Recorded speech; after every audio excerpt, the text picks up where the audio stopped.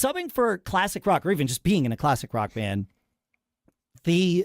certainly the definition of classic rock is somewhat malleable depending on the band that you're in, right? Yeah. I mean, you might be limited to just 60s and 70s. You might also be playing 80s. You might even be playing some like Chris Stapleton stuff or whatever these days that sort of crosses over into the rock and roll world. And so there might be some newer songs, but by and large, at least 50% of the set list are songs I've almost certainly played before.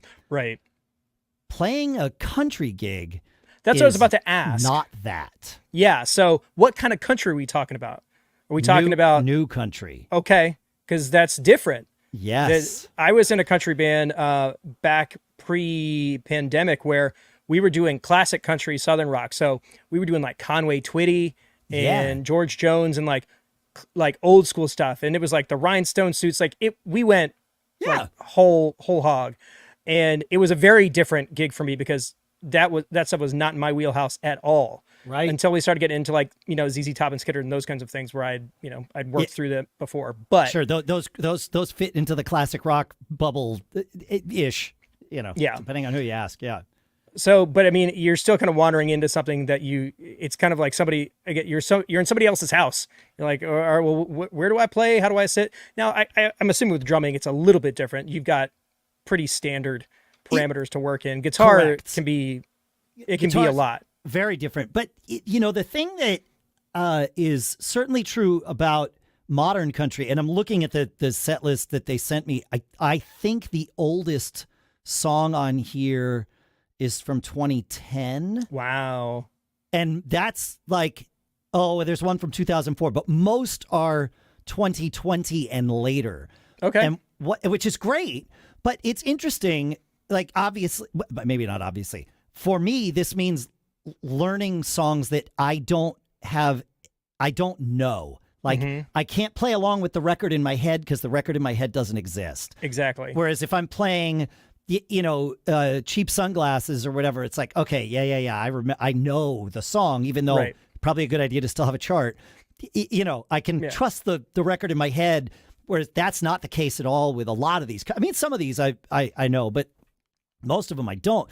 And the other thing about modern country is they kind of remind me of a lot, not necessarily in sound, although some of them, yes. They remind me of 90s rock songs.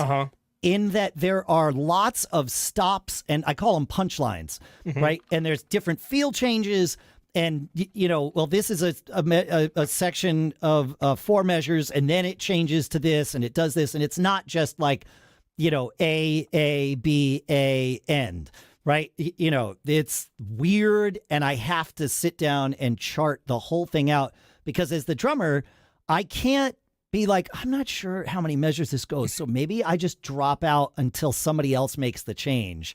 Like, I can't get away with, if I drop out, the song has ended. And that's generally frowned upon by, everyone, including me. Yes, I would agree. So it's interesting. And it got me to thinking, if you're playing in a classic rock cover band, your set list, certainly you could change it up, but the pool of songs that you're pulling from is basically stagnant with an asterisk there for sure. The pool that especially modern country fans want to see played is all the top 40 radio hits of today. Yeah, it's probably just as exhausting as being in a top 40 band because they're cranking them out. Yeah. Yeah.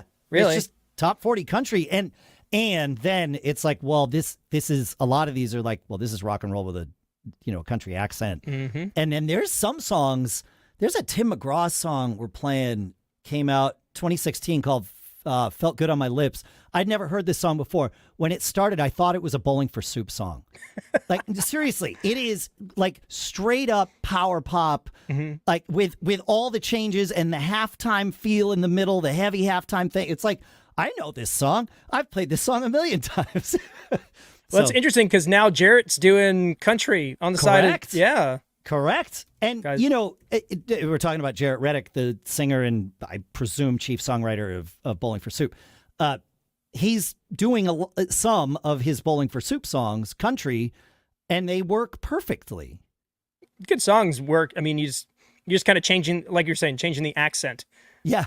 Yeah. You know? And well, but power pop has those tight harmonies that country also has. So I think that's where and it's just rocked up music. So like that's where that crossover kind of fits. And it's fun.